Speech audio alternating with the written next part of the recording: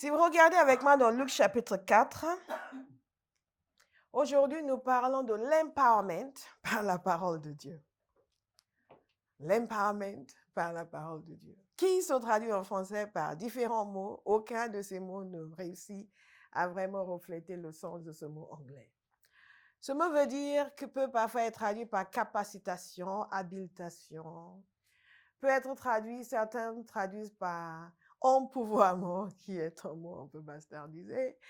Et le sens réellement, c'est d'amener quelqu'un à prendre conscience de la puissance qui est à sa disposition, de sa capacité, lui donner de la capacité d'action, l'amener à rejeter tout ce qui, l'oppression, et l'amener à un point d'autorité, de puissance, de domination, de force et de capacité. Alléluia. Donc, l'empowerment par la parole de Dieu. Vous pouvez aussi dire accéder à la puissance par la parole de Dieu. Accéder à la puissance par la parole de Dieu. Nous sommes faits pour être puissants. Nous sommes des enfants d'un Dieu puissant. Nous sommes créés en son image selon sa ressemblance. Il nous a donné la terre comme notre sphère d'activité et il nous a dit d'aller et de dominer. Kama, c'est le mandat initial qui nous a été donné. Il n'a pas dit allez, laissez-vous opprimer, laissez-vous dominer. Allez, soyez petits. Il a dit non. Non, non, non. Il a créé l'homme, il lui a donné l'autorité sur la terre. Il a dit de l'assujettir. Et quand Jésus nous a envoyés dans son mandat, il a dit, allez, faites des nations, des disciples. C'est une position d'autorité, de force, de capacité et de puissance. Des gens faibles et opprimés, abattus, foudroyés, constamment rejetés, repoussés, ne peuvent pas faire des nations, des disciples. Ces deux choses, ces deux états, ces deux conditions s'excluent mutuellement. Dans le mandat que le Christ nous a donné est impliquée une dimension de force, de puissance, d'autorité, de capacité d'action et de liberté, de paix, de force, de sérénité. Quelqu'un qui est harcelé ne peut pas aller faire des nations des disciples. Vous êtes d'accord avec moi? Ne serait-ce que dans ce mandat qu'il a donné à l'Église, nous comprenons que dans l'économie de Dieu, le chrétien est appelé à être un homme et une femme qui dominent sur les circonstances, qui manifestent la puissance, l'autorité et qui n'est pas dominé par les circonstances, ni par le diable. En dépit de la chute. Pourquoi? Parce que le rachat que Jésus a opéré nous a affranchis des conséquences ô combien malheureuses de la chute. Mais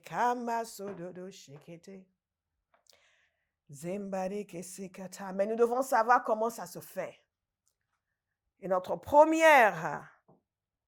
premier système que Dieu a mis en place pour nous permettre d'accéder à cette puissance et d'être empowered pour dominer, pour vivre des vies qui correspondent à sa volonté, c'est sa parole. Et il y a quelque chose d'extraordinaire que nous constatons dans la vie de Jésus. Et je prie, si vous ne retenez rien de ce message, et vous avez retenu beaucoup de choses, retenez ceci. Il y a quelque chose d'extraordinaire concernant la vie de Jésus. Nous allons le voir dans ce passage. Et nous allons voir plusieurs exemples où la même chose revient en continu. Et je veux que vous compreniez que vous devez avoir la même perspective concernant votre vie et votre existence sur terre. Si vous adoptez cette perspective, tout va changer. Il n'y aura plus de retour en arrière possible. En fait, que vous progressez dans la foi devient un impératif et une évidence. Parfois, les gens ont peur de rétrograder, ont peur qu'ils ne vont pas tenir. Non, vous avez plus de possibilités d'avancer que de rétrograder. Parce que le système que Dieu a mis en place est un système à toute épreuve. Dieu n'a rien laissé au hasard. Rien. Nous pouvons le dire avec assurance parce que nous le savons. Dieu n'a rien laissé au hasard. Il n'y a aucun enfant de Dieu qui subit une fatalité. Je ne peux pas m'empêcher de rétrograder. C'est faux. Dieu a mis en place un système. Il a mis en place des principes qui ne peuvent que garantir notre progrès, notre avancement si nous les respectons. Il a tout mis en place. Jésus ne nous aurait pas dit d'aller le faire des nations des disciples s'il pensait que nous risquons de ne pas pouvoir tenir. Non, non, non. Non, non, non. Il ne nous aurait pas donné une chose si importante à faire s'il n'avait pas mis en place un système qui nous permettait de faire plus qu'obtenir, mais d'être victorieux. Quelqu'un doit l'accepter. Regardez avec moi dans Luc chapitre 4. Je vais faire ressortir un principe ici que si vous l'adoptez comme principe de vie, c'est le cœur de ce message. Tout le reste va être une explication. Mais si vous l'acceptez comme principe de vie, tout va changer. Quand le Seigneur commençait à me montrer ça, je dis, wow, yes, yes, Lord. Luc 4, verset 14. Jésus, revêtu de la puissance de l'Esprit, retourna en Galilée et sa réputation gagna toute la région. Vous allez dire, oh, c'est certainement ça, il faut que j'ai une bonne réputation. Non, pas du tout. Il enseignait dans les synagogues et tous lui rendaient gloire. Jésus se rendit à Nazareth où il avait été élevé et conformément à son habitude, il entra dans la synagogue le jour du sabbat. Il se leva pour faire la lecture et on lui remit le livre du prophète Ésaïe. Il le déroula et trouva l'endroit où il était écrit « L'Esprit du Seigneur est sur moi, parce qu'il m'a consacré par onction pour annoncer la bonne nouvelle aux pauvres. Il m'a envoyé pour guérir ceux qui ont le cœur brisé, pour proclamer aux prisonniers la délivrance et aux aveugles le recouvrement de la vue, pour envoyer libres les opprimés, pour proclamer une année de grâce du Seigneur. » Ensuite, il roula le livre, le remit au serviteur et s'assit. Tous ceux qui se trouvaient dans la synagogue avaient les regards fixés sur lui. Alors il commença à leur dire, « Aujourd'hui, cette parole de l'Écriture que vous venez d'entendre est accomplie. » Tous lui rendaient témoignage. Ils étaient étonnés des paroles de grâce qui sortaient de sa bouche. Et ils disaient, n'est-ce pas le fils de Joseph? Jésus leur dit, vous allez sans doute me citer ce proverbe, médecin guéris toi-même, et vous me direz, fais ici dans ta patrie tout ce que nous avons appris, tu as fait à Capernaum. Il leur dit encore, je vous le dis en vérité, aucun prophète n'est bien accueilli dans sa patrie, je vous le déclare en toute vérité. Il y avait de nombreuses veuves en Israël à l'époque d'Élie, lorsque le ciel a été fermé 3 ans et 6 mois, et qu'il y a eu une grande famine dans tout le pays. Cependant, il n'a été envoyé vers aucune d'elles, mais seulement vers une veuve de Sarepta dans le pays de Sidon. Il y avait là de nombreux lépreux en Israël à l'époque du prophète Élisée, et cependant aucun d'eux n'a été purifié, mais seulement Naaman le Syrien. Ils furent tous remplis de colère dans la synagogue lorsqu'ils entendirent ces paroles. Ils se levaient, le chassèrent de la ville et le menaient jusqu'à un escarpement de la montagne sur laquelle leur ville était construite afin de le précipiter dans le vide. Mais Jésus passa au milieu d'eux et s'en alla. Ils sont passés de l'admiration à la vexation et presque au meurtre. Mais vous savez, ils ont complètement raté quelque chose de très significatif qu'il a dit. Ils n'ont pas pesé réellement le sens de ce qu'il venait de leur dire parce qu'il leur a lu un passage du prophète Ésaïe qui faisait référence au Messie. Et il leur a dit ceci, aujourd'hui, cette parole de l'Écriture que vous venez d'entendre est accomplie. Aujourd'hui, cette parole est accomplie. Vous allez constater que dans la vie de Jésus, quand vous lisez les évangiles, il parlait constamment de l'accomplissement des Écritures. Et c'était comme une obsession pour lui. C'était comme si il était là uniquement pour cela, pour que ce qui a été écrit soit accompli. Il avait une destination et cette destination, c'était l'accomplissement des Écritures. L'accomplissement de la parole de Dieu pour que le Père puisse être glorifié.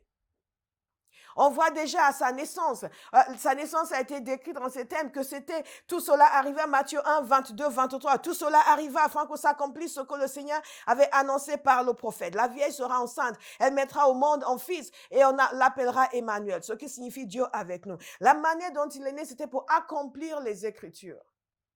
Même lorsque les enfants de moins de 3 ans étaient massacrés à Bethléem, la parole de Dieu nous a dit aussi que c'était un accomplissement des Écritures. Lui, il a été amené en Égypte et quand il est revenu de l'Égypte, il nous a dit également que c'était un accomplissement des Écritures.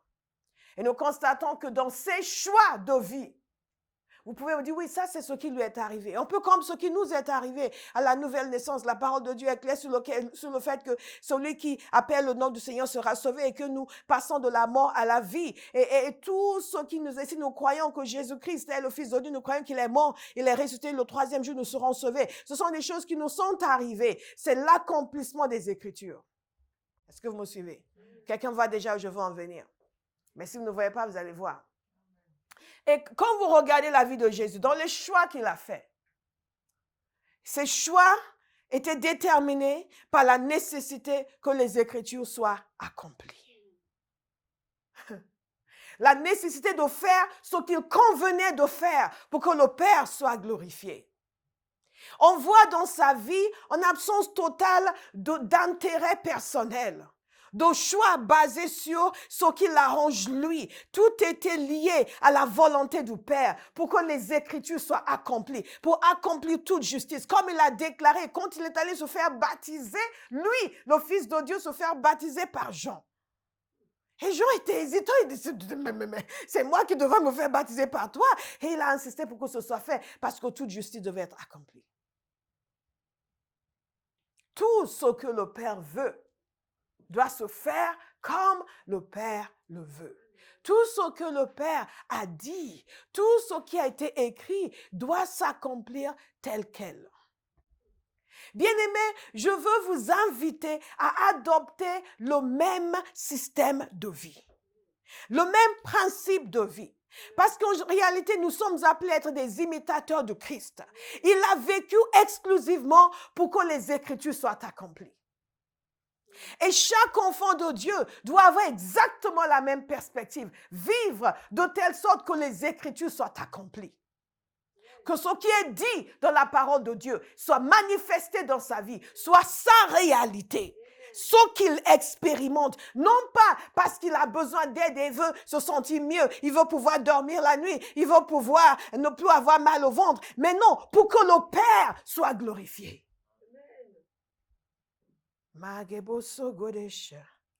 Jésus a dit ces paroles. Aujourd'hui, cette parole de l'Écriture que vous venez d'entendre est accomplie. Toute sa vie, tous ses choix pour que la parole soit accomplie.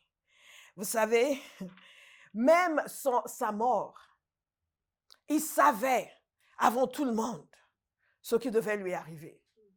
Et il le disait à ses disciples. Il ne l'a pas dit parce que quelqu'un venait lui dire, tu sais, il va te mettre sur la croix, prépare-toi. Non. Il savait que dans l'économie de Dieu, c'est ce qui l'attendait. Il a accepté et il a commencé à le dire. Il a commencé à préparer ses disciples. Dans Luc 18, verset 31, il nous a dit ceci. Jésus prit les 12 avec lui et leur dit, nous montons à Jérusalem et tout ce qui a été écrit par les prophètes au sujet du Fils de l'homme va s'accomplir. Tout ce qui a été écrit par les prophètes au sujet du Fils de l'homme va s'accomplir. Est-ce que vous avez remarqué qu'il a dit quelque chose? Il a dit, nous montons à Jérusalem. En d'autres termes, pour que ce qui a été écrit soit accompli, il fallait sa coopération. S'il avait dit, Jérusalem, niet, je vais partir en Égypte, je fuis. C'est là où j'ai passé une partie de mon enfant, je repars là-bas. Là-bas, ils ne vont pas me crucifier. Nous constatons donc cette soumission de Jésus à la parole de Dieu. La soumission de sa vie à la parole de Dieu. L'acceptation de sa destinée comme indiqué dans la parole de Dieu. Et sa coopération totale avec ce qui a été décrété par le Père. Dites imitateur de Christ. Imitateur de Christ.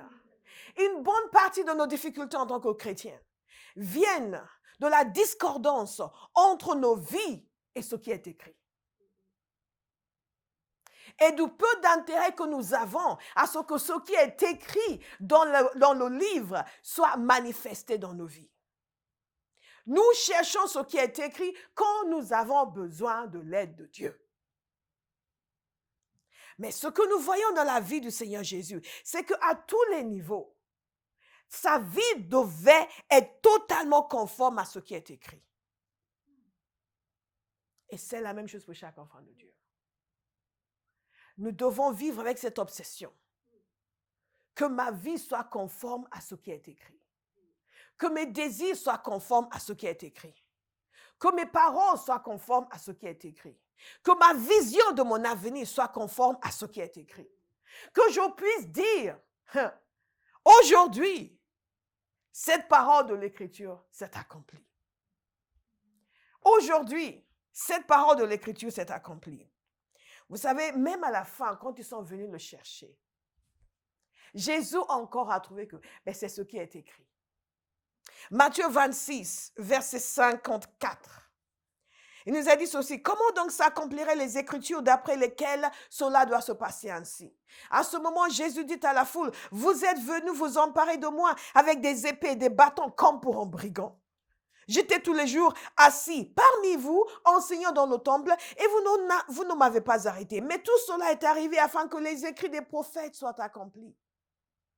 Alors tous les disciples l'abandonnèrent et prirent la fuite. Eux n'avaient pas compris les écrits des prophètes. Donc ils étaient terrifiés. Et c'est comme ça que les choses se passent dans nos vies. Parce que nous n'avons pas compris ce que dit la parole de Dieu, ce qui doit se passer selon la parole de Dieu, ce qui sera le résultat, l'issue de la situation selon la parole de Dieu. Nous prenons la fuite. Nous sommes terrifiés. Nous sommes terrifiés. Mais quelqu'un va cesser d'être terrifié. Amen. Parce qu'il va être tellement saturé de la parole qu'il sait, oh, ça c'est une situation provisoire.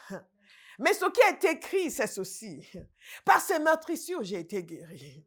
Et donc, j'ai reçu cette information, mais ce n'est que provisoire. Je ne vais pas m'enfermer dans ma chambre à pleurer. Je ne vais pas me cacher sous ma couette et ne pas me lever pendant 3 jours parce que je suis déprimée par la nouvelle que j'ai entendue. Je sais que ce qui est écrit, c'est que par ces meurtrissures, j'ai été guéri. Donc, je vais me tenir sur ces paroles pour que ce qui est écrit s'accomplisse dans ma vie.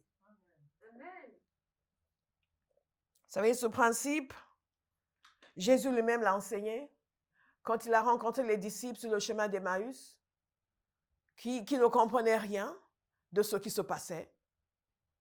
Et Jésus leur a expliqué. Il leur a expliqué toutes les choses dont les Écritures le concernant lui. Il savait ce qui était écrit. Bien aimé, je peux vous dire que la majorité des chrétiens ne l'ont pas. Tout ce qu'ils ont, c'est des appels pressants à l'aide de façon ponctuelle. Mais il est essentiel pour nous d'avoir une compréhension de ce que c'est cette vie qui nous est donnée et comment elle est censée être vécue. De façon générale, il y a aussi une application personnelle. Qu'est-ce que Dieu veut de ma vie? Comment est-ce que je suis censée vivre? Et nous appliquer à faire en sorte que ce qui est écrit devienne réalité dans nos vies. Et il y a un point, je vous ai souvent parlé de ça, mais que le Seigneur a utilisé pour me façonner dans ce domaine, c'est m'amener dans un désir de sa volonté pour le plaisir de sa volonté. Je vais le répéter pour quelqu'un qui va se réveiller. C'est m'amener à désirer sa volonté juste pour le plaisir que sa volonté soit faite.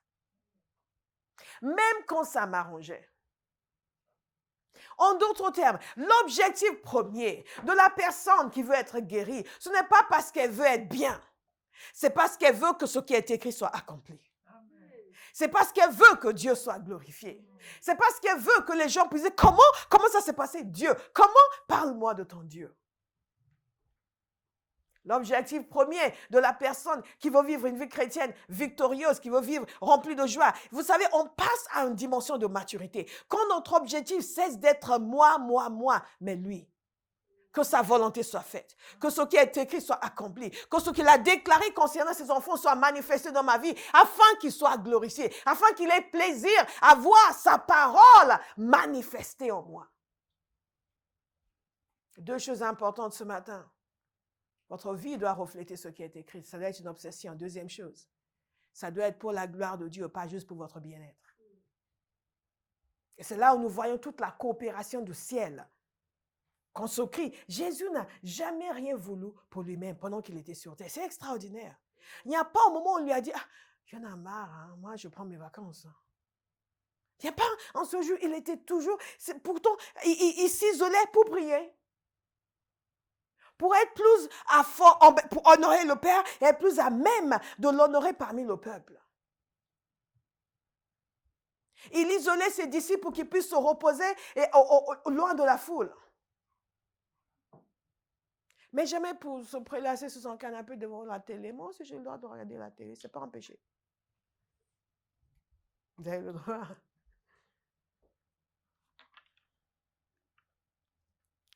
L'accomplissement, quel est le lien entre cela et la puissance?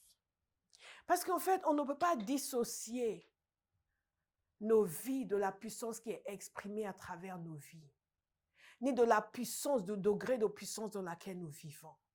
Le degré de puissance dans lequel nous vivons dans lequel nous vivons, correspond à la correspondance entre nos vies et la parole de Dieu. Vous allez voir que Jésus, je médite souvent sur Jésus, mais comment, Seigneur, montre-moi comment tu faisais. Je vois chez toi une certitude absolue. Il n'y a pas l'ombre d'un doute. Tu es sûr de toi-même. Il était sûr de lui-même. En toutes circonstances, il était sûr de lui-même. Il ne se posait pas la question de, bon, est-ce que je prie maintenant, je prie plus tard, il savait quoi faire à chaque instant. Et il savait le résultat. Il avait une assurance à toute épreuve. Et j'étudie sa vie, je dis, mais qu'est-ce qui t'a donné? Tu es venu sur terre comme un homme. Si tu es Dieu, mais tu es venu comme un homme. Mais comment tu faisais les choses? Et un des grands secrets du Seigneur, c'est une vie totalement conforme à la pensée du Père. Parce que la puissance de Dieu est manifestée pleinement en faveur d'eux et à travers quelqu'un dont la vie est conforme. Vous pouvez manifester la puissance pour aider quelqu'un parce que Dieu veut bénir quelqu'un, mais la puissance dans votre propre vie qui vous amène à dominer. Quelqu'un peut venir ici aujourd'hui, guérir 3 personnes qui sont malades et rentrer chez lui et ne pas pouvoir se lever de son lit. Ce n'est pas de cette puissance que je parle. Je parle d'une puissance de vie, une force, une domination, une autorité. Quand vous ouvrez la bouche, le monde spirituel sait que quelqu'un a parlé. Et c'est pour cela que je vous mets constamment en garde contre vos associations. Parce que tout le monde peut bien parler dans ce monde-ci, mais tout le monde n'est pas écouté dans le monde spirituel. Tout le monde n'est pas respecté dans le monde spirituel. Il y a des voix qui résonnent, il y a des voix qui n'existent même pas. Jésus avait une voix qui résonnait. Avant même de parler, les démons faisaient « Ah, qu'est-ce que tu es venu faire ici ?» La puissance d'une vie consacrée. La puissance d'une vie obsédée par la volonté du Père. La puissance d'une vie obsédée par l'accomplissement de la parole de Dieu. Lema Coco. Et il disait, non pas ma volonté, mais ta volonté. Combien d'entre nous pouvons réellement dire cela au Seigneur? Nous passons la plupart de notre temps à essayer de le convaincre de faire notre volonté. À lui expliquer pourquoi. Mais Seigneur, tu sais, Seigneur, parce que ce que tu avais dit, moi je veux bien, mais tu sais, Seigneur, et nous perdons des années de notre vie à essayer de le convaincre de notre volonté. Nous ne savons même pas que nous sommes en train de saborder notre existence. Parce que nous ne connaissons pas Dieu, nous ne savons pas Dieu. Dieu n'est pas si persuadable que ça. Vous ne pouvez le persuader que dans la mesure où il veut que vous le persuadiez. Vous savez, Moïse a intercédé pour le peuple d'Israël. C'est parce qu'il ne tenait pas absolument à les détruire. Il avait mis dans son économie que Moïse allait intercéder. Il avait prévu la possibilité que Moïse intercède et qu'il accepte son intercession. C'est vraiment important. J'ai écouté plusieurs des gens qui ont témoigné, qui ont parlé de cette obéissance vis-à-vis du Seigneur.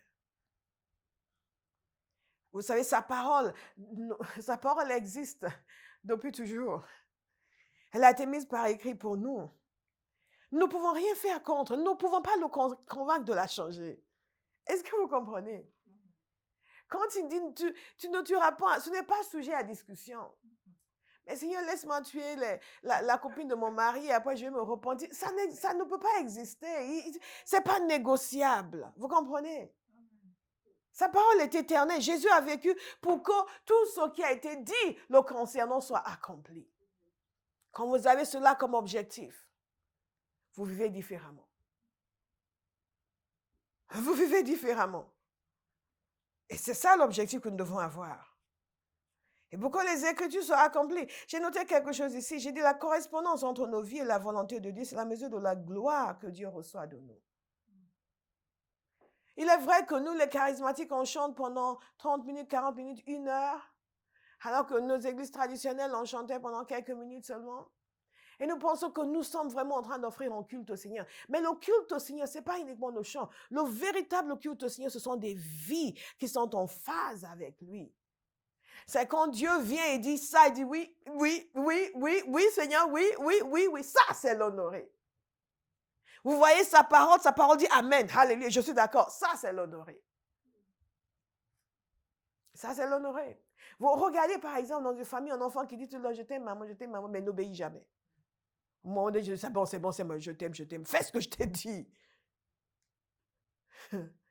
Alléluia. La puissance, la capacité, l'empowerment par la parole de Dieu. Mais pour que les Écritures soient accomplies dans nos vies. Et vous voyez, les Écritures étaient accomplies. Dans les Écritures était le fait qu'il allait ressusciter le 3e jour, n'est-ce pas? Vous savez que s'il n'était pas allé à la croix, il n'y avait pas de possibilité de résurrection, ils n'auraient pas décédé. Si c'était fait massacrer sur le chemin par quelqu'un parce qu'il avait refusé d'aller à la croix, c'était fini. Vous comprenez? Et beaucoup d'entre nous, nous vivons des situations comme cela où nous fuyons ce qui a été écrit, ce que Dieu nous a révélé. Et sur le chemin, quelque chose nous arrive. Il nous dit, Seigneur, aide-moi. Non, mais ça, c'est ce qui arrive aux rebelles. God is a good God. Nous avons un tel exemple en Jésus. La parole doit s'accomplir dans nos vies. Notre obsession quotidienne doit être que ce qui est sur le cœur du Père nous concernant soit accompli. C'est pour cela que je vous ai souvent parlé du fait que je demande souvent des diagnostics au Seigneur. Je demande de m'ausculter et me dire qu'est-ce qu'il en pense. Qu'est-ce que tu penses, Seigneur? Je n'attends pas qu'il me dise, oh, tu avais une grosse bêtise, oh, pardonne-moi. Je dis, à chaque fois, je dis, bon, Seigneur, regarde, qu'est-ce que tu veux? Il y a quelque chose qui ne va pas, il y a quelque chose que tu veux corriger, que tu veux reprendre. Pourquoi? Parce qu'il faut que sa volonté soit faite. Il faut que ce qui a été écrit soit accompli dans tous les domaines. Dieu n'est pas un tiroir à caisse où on va pour juste prendre ce qu'on nous faut et le reste du temps, on n'a rien à cirer de lui. Et beaucoup de gens vivent comme ça leur vie. Ce n'est pas ça la vie chrétienne. Et quand nous parlons de ce qui doit être accompli, il y a 2 dimensions dans cela. Il y a une dimension que nous aimons beaucoup, c'est la dimension des promesses. Là, oui, il faut que la volonté de Dieu soit faite. Oh, alléluia. Mais nous constatons que dans la vie de Jésus, il était obéissant et aux promesses et au mandat. La mission, sa responsabilité était primordiale pour lui. Je veux vous encourager à mettre en première place votre mission, votre responsabilité vis-à-vis du Seigneur et ses promesses pour votre vie en 2e lieu. Parce qu'il n'y a pas de problème avec ses promesses. Le problème, c'est notre engagement, notre respect de son mandat. Il y a quelques années de cela, je disais ça à Béatrice, le Seigneur m'a inspiré une prière puissante, très puissante. Très puissante. Vous savez, vous connaissez mes prières puissantes. Ça, c'était une prière très puissante. Je lui ai dit, Seigneur, je vois à quel point toi-même, ok, toi, tu t'occupes de mes affaires, je m'occupe de tes affaires. Je vais te demander ce dont j'ai besoin, mais je ne vais pas te fatiguer avec mes besoins. Je sais que tu veux me bénir. Donc, occupe-toi de mes affaires, je m'occupe de tes affaires. Je vais te parler essentiellement de tes affaires. Je sais de toute façon que tu t'occupes de mes affaires. Tu n'arrêtes pas de t'occuper de mes affaires. Il est temps que moi, je m'occupe un peu de tes affaires. Tu parles de moi je parle de moi, mais qui parle de toi? Alléluia. Je vous encourage à faire cette prière. Vous allez voir que ça touche le cœur du Père. Ça touche le cœur du Père. Il y a un grand besoin dans l'Église de gens qui s'occupent des affaires du Père. Je bénis le Seigneur, j'étais encore assez jeune dans la foi quand j'ai constaté que, mais tu es mon Père. Donc, son affaire, it's a family business. This is family, church is family business. Preaching the gospel is family business. It's God's business, it's my business. It's the family business. Je bosse avec mon papa. It's family business. N'est-ce pas? C'est une entreprise familiale. Gagner des âmes, c'est une entreprise familiale. Faire des disciples, c'est une entreprise familiale. Bâtir l'église, c'est une entreprise familiale. Je ne peux pas m'en soustraire. C'est l'affaire de mon père. Je serais vraiment un enfant. Mais quel enfant je serais si je ne suis pas pleinement engagé dedans? Comprenez bien, que les Écritures soient accomplies. Et donc, je lui dis, et la chose qui est extraordinaire par la parole de Dieu, c'est que la parole de Dieu nous donne une puissance extraordinaire, la puissance de la connaissance. Jésus disait, les écrits des prophètes doivent s'accomplir. Pourquoi? Parce qu'il les connaissait. Il les connaissait, il en était profondément convaincu. Il pouvait donc ordonner sa vie de telle sorte à coopérer avec ce qui a été écrit. Il pouvait donc dire, il faut que nous montons à Jérusalem pour que ce qui a été écrit puisse être accompli. Si nous ne le savions pas, s'il pensait qu'il devait être crucifié à Bethléem, ça aurait pu être compliqué. La révélation de la parole que vous avez va déterminer dans quelle mesure la puissance de Dieu sera active dans votre vie. Parce que sa puissance est active pour accomplir sa parole. Et quand toute ma vie, c'est aller dans le sens de sa parole, moi, je veux voir les gens guéris, restaurés, libérés. Il est inévitable que je fonctionne dans la puissance de Dieu. Parce que c'est ce qui est écrit. Ils imposeront les mains aux malades et les malades seront guéris. C'est ce qui est écrit. Et donc, la seule chose qui compte pour moi, c'est que je puisse dire, aujourd'hui, cette parole a été accomplie. Ah, aujourd'hui, moi, j'ai prié pour quelqu'un, il a été guéri. La prochaine fois, la personne ne sera pas guérie. Il va dire, tu me fais concurrence maintenant? Non, c'est qu'aujourd'hui, la parole de Dieu a été accomplie. Camaraba. Vous déclarez une chose et elle va s'accomplir. Donc, j'ai prié pour la dame, j'ai déclaré sur elle le feu et elle revient pour témoigner du fait que quelque chose a changé. Et je dis, sa parole a été accomplie. Sa parole a été accomplie. Sa parole a été accomplie. Sa parole a été accomplie. Et chaque jour, vous avez des témoignages de l'accomplissement de sa parole dans votre vie et à travers votre vie. Et vous gagnez en puissance, vous gagnez en autorité, vous gagnez en assurance. Mais si tout ce qui vous intéresse, c'est Seigneur, quand est-ce que tu vas m'aider? Quand est-ce que tu vas me donner ceci? Vous n'avez aucune assurance. Vous êtes en mendiant. Donc, sa parole doit être accomplie. À la fois ses promesses et aussi son mandat. Et si je suis obsédée par son mandat plus que par ses promesses personnelles, parce que dans son mandat, il y a aussi des promesses. Quand je serai avec vous, allez prêcher l'évangile, je serai avec vous. C'est un mandat, mais c'est aussi une promesse. Donc, j'épouse pleinement les deux et je vais avec cette assurance que sa parole va s'accomplir. Il va être avec moi. Je ne pars pas en disant, Seigneur, s'il te plaît, il faut que tu sois là parce que si tu n'es pas là, la question de son absence ne se pose pas parce qu'il a dit, je serai avec vous. Donc, la parole ne peut que s'accomplir. Si moi, j'y vais, la parole va s'accomplir. Il faut que vous compreniez que Dieu tient parole. Il ne fait pas ce qu'il a dit de temps en temps.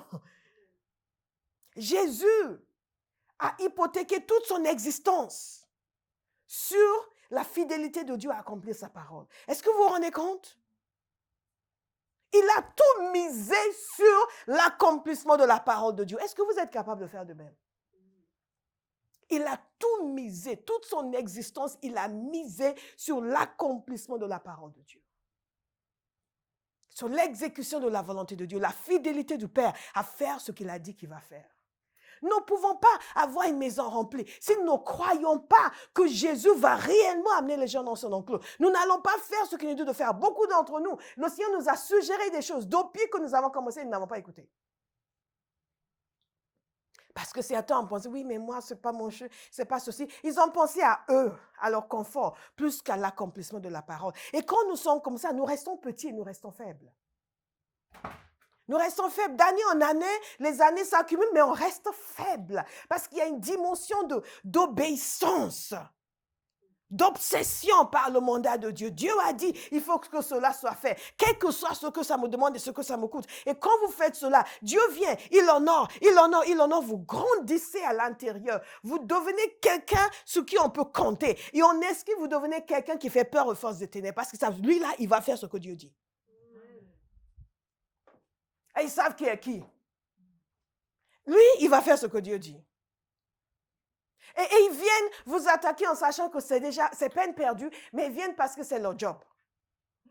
Et que s'ils ne font pas, ils seront désœuvrés. Donc, ils viennent parce que c'est leur job, mais ils viennent timorer. Ils viennent parce qu'ils savent que vous savez que la parole de Dieu doit être accomplie. Que la parole de Dieu dit, résistez au diable et s'enfuira loin de vous. Et vous tenez à l'accomplissement de cette parole. Et donc, vous n'allez pas vous laisser faire. Vous n'allez pas courber la tête quand quelqu'un vient vous terrasser, quand un démon vient vous appuyer dessus. Vous n'allez pas faire, je ne sais pas ce qui m'arrive, parce que vous voulez que la parole de l'Éternel soit accomplie. Et la parole de l'Éternel dit, soumettez-vous à Dieu, résistez au diable, et il s'enfuira loin de vous. Et vous êtes en train de dire de partir, et ne faut pas partir. De quoi? Tu partiras. La parole dit que tu t'enfuiras, tout t'enfuira. Je refuse de me laisser faire. Tu vas partir. Parce que la parole doit être accomplie. Pas juste, je veux me sentir bien, je veux me sentir bien. Non. La question de ce que je sens ne se pose pas. Mais la parole doit s'accomplir. Amen. Il s'enfuira, donc tu dois t'enfuir. Non, mais tu dois t'enfuir. Désolé, manque de peau pour toi. Je connais la parole. Tu dois t'enfuir. Tout cela vient parce que j'ai reçu la puissance de la révélation à travers la parole. La puissance de la connaissance. Elle est entrée en moi, donc je sais que ce n'est pas moi qui prends la fuite. Magabo Sogodesha. Vous savez, on sait certaines choses et on sait certaines choses. On sait certaines choses. Ce n'est pas moi qui prends la fuite. Ici, c'est indiqué qui prend la fuite et ce n'est pas moi. C'est indiqué qui résiste et c'est moi. Ah yes, c'est moi. Parce que la parole doit être accomplie. Moi, comment, Satan, mais tu n'es pas sérieux. Comment veux-tu que je me présente devant le Père le matin pour prier si je capitule devant toi? Je vais venir me dire, Seigneur, tu es grand, tu es puissant. Il va me dire, c'est ça. Tu le crois vraiment? Pourquoi tu as capitulé devant Satan hier soir? Donc, je n'ai pas le choix. Je dois te chasser. Je ne me permettrai pas de déshonorer la parole de Dieu. Parce qu'il faut que la parole de l'Écriture soit accomplie. Quelqu'un m'écoute? Je n'ai pas besoin de me sentir fort. J'ai juste besoin que la parole de Dieu me dise qu'il me fortifie. Et donc, je considère que c'est chose faite. Je ne consulte pas mes sentiments, mes émotions. Je peux avoir l'impression que je suis sur le point de mourir. Ça n'a aucune importance. Ça, ce n'est juste qu'une impression. Et je ne fonctionne pas dans le monde des impressions. C'est moi qui détermine ce que sont les impressions. Il faut que l'Écriture soit accomplie. Il faut que la parole de l'Éternel soit accomplie. Jésus a misé toute sa vie sur la fidélité de Dieu à accomplir sa parole. C'était son seul objectif. Dans le mandat qu'il nous a donné, Jésus veut que sa maison soit remplie. Il faut que sa maison soit remplie. La question de savoir, mais oui, mais bon, ça ne se pose pas. Il faut que sa maison soit remplie. Donc, Père, qu'est-ce que je fais? Quel est mon rôle dans ça? Pour que ta maison soit remplie? Parce que cette parole doit être accomplie. Elle doit être accomplie. La parole de Dieu dit, mon fils, sois attentif à mes paroles. Prête l'oreille à mes discours. Vous savez pourquoi? Mon fils, sois attentif à mes paroles. Prête l'oreille à mes discours, qui ne s'éloignent pas de tes yeux. Garde-les au fond de ton cœur. Pourquoi? Car ils apportent la vie. La vie. À ceux qui les trouvent et la guérison à tout leur corps. La vie, la guérison. Ça, c'est la puissance. C'est ma parole. Attentif. Attentif à mes discours, à mes paroles. Tends l'oreille vers mes discours. Médite ma parole. Réfléchis sur ma parole. Si tu le fais, tu seras guéri. Et donc, l'Écriture doit s'accomplir. Donc, Jambe, tu as entendu? Maintenant, tu dois te remettre droit. Oh, Jambe, c'est moi qui te parle. La parole a dit qu'elle est guérison à mon corps. Je la médite jour et nuit, donc tu vas te redresser. C'est bien. Douleur au genou, va-t'en. Ton temps est fini. Parce qu'il m'a dit ici que si je médite la parole, elle va apporter la vie et la guérison à mon corps. Et il faut que cette écriture soit accomplie. Alléluia. Quelle que soit la chose, même qui va nous bénéficier directement, il faut que notre vision soit pour que Dieu soit glorifié dans l'accomplissement de sa parole. Et ça demande un cœur qui aime le Seigneur. Pas juste un cœur qui veut profiter du Seigneur. Mais je sais qu'il y a des gens qui aiment le Seigneur ici. En fait, quelle que soit la chose, même ce qui est bénéfique pour nous, parce que je parle du mandat et des promesses. Parfois, les choses se mélangent, parfois, il y a des promesses qui sont purement personnelles. Même tout ce qui est votre vie doit être offert à Dieu comme un chant de louange, comme un parfum de bonne odeur. Mhm, mhm. Pour t'honorer et pour te glorifier. Vous savez, s'il y a une raison pour laquelle je ne supporte pas l'oppression démoniaque, c'est parce que ça n'honore pas le Seigneur.